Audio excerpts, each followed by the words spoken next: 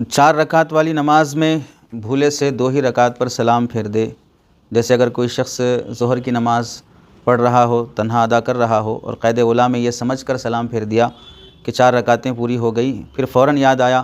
کہ میں نے 2 ہی رکعتیں پڑھی ہیں اور جلدی سے اٹھا اور 2 رکعت پوری کر لی، اس طرح 2 رکعت میں بھولے سے سلام کر دینے سے نماز باقی رہے گی یا ٹوٹ جائے گی؟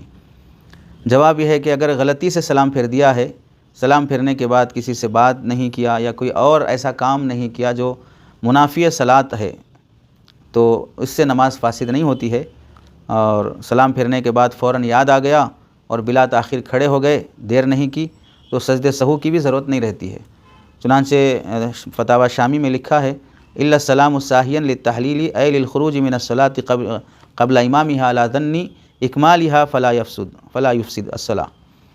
فتاوی شامی جلد نمبر 2 صفحہ نمبر 372۔ تو اور اسی طرح اگر